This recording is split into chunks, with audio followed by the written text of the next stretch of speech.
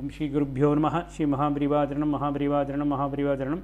இன்றைக்கி தெய்வத்தின் குரல் பாகம் 5 சங்கர சரிதம் என்ற தலைப்பில் பெரியவா சொல்கிறத மேலே வாசிக்கிறேன். இது பக்கம் 778 ஆரம்பிக்கிறது. இப்படிப்பட்டவராக சிவா என்னும் அம்பாளால் ஆலிங்கனம் செய்யப்பட்டு விளங்குகிற ஸ்ரீசைல மல்லிகார்ஜுனரை வணங்குகிறேன் என்று முடிக்கிறார். சேவே ஸ்ரீகிரி மல்லிகார்ஜுன மகாலிங்கம் சிவாலிங்கிதம். மல்லிகை புஷ்பம் மாம்பழம் இரண்டும் வசந்த வைசாகத்தில் விசேஷமாக உண்டாவது. ஆச்சாரியால் சுத்த சத்துவ மல்லிகையாகவும் அத்வைத ரசபரிதமான ஞான மாம்பழமாகவும் இருந்தவர். ஞானப்பழம் என்கிறார்களே அதுவாக. ஸ்ரீசங்கரின் கால நிர்ணயம். அவதார தின சித்தி தின ஸ்லோகங்களில் கிமு 6-5 நூற்றாண்டுகள்.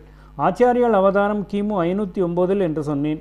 பலே ஸ்வஸ்மின் ஸ்வாயுஷ்யமபி சரச்சராப்ருதே அபிகலேர் விலில்யே என்ற புண்ணிய ஸ்லோக மஞ்சரி ஸ்லோகத்தை காட்டி கலியில் 2625 வருஷம் தம்முடைய 32ஆம் வயதில் ஆச்சாரியால் சித்தியானதாக இதற்கு அர்த்தம்.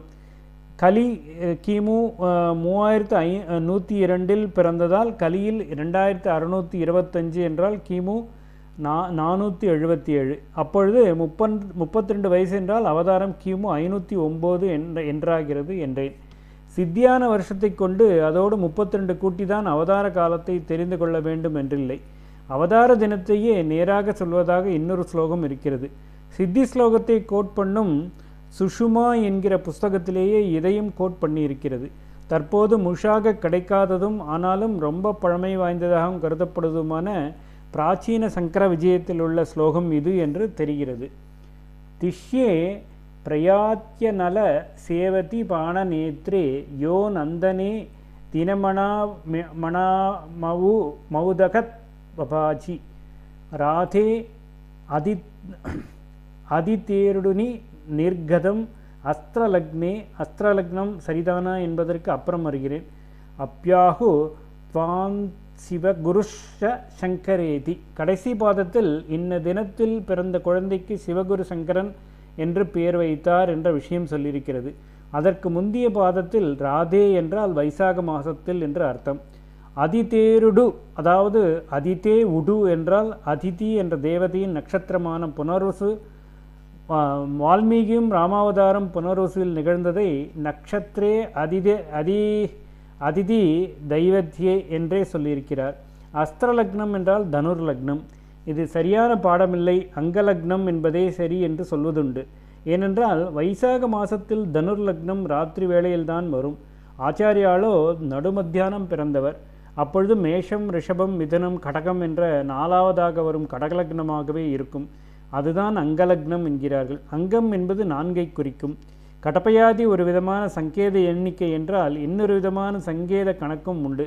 அதாவது ஒவ்வொரு எண்ணிலும் சிறப்பாக என்னென்ன வஸ்து இருக்கிறதோ அதையே அந்த எண்ணுக்கு பதில் சொல்லிவிடுவது. கண்கள் இரட்டை தானே, அதனால் நேத்திரம் நயனம் என்று சொல்லிவிட்டால் 2 அர்த்தம்.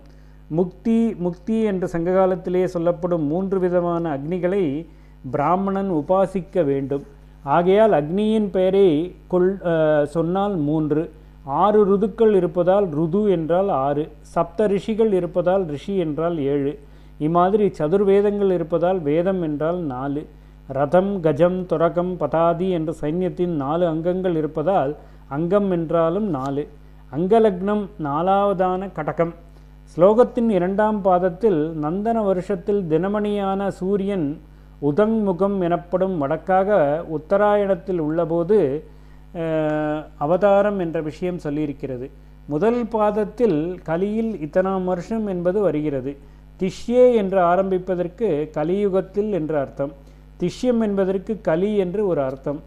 திஷ்யே பிரயாதி அனல சேவதி பாண நேத்ரே. திஷ்யே பிரயாதி என்றால் கலியுகம் முன்னேறிக்கொண்டு போகும்போது. அதல சேவதி பாண நேத்ர என்பதுதான் சற்று முன் நான் சொன்ன சங்கேத கணக்குப்படி எத்தனாம் வருஷம் என்று தெரிவிப்பது. அதல என்றால் அக்னி. அக்னி என்றால் 3 என்று தெரிந்து கொண்டீர்கள் அல்லவா. சேவதி என்றால் நிதி. தவநிதிகள் உண்டாதலால் சேவதி என்பது 9. பானம் என்றால் 5. பஞ்சபானம் என்று மன்மதன் 5 பானம் தானே வைத்திருக்கிறான்.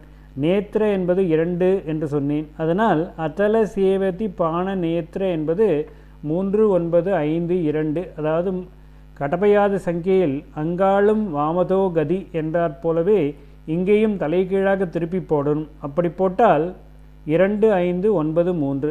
கலியில் 2593ஆம் வருஷம். கலி பிறந்து கிமு 3102. அப்படியானால் கலி 2593 என்பது 3102 மைனஸ் 2593, அதாவது கிமு 509. ஓம் ஸ்ரீ குருப்யோ நமः. ஸ்ரீ மகாபரிவாஜரணம் மகாபரிவாஜரணம் மகாபரிவாஜரணம்.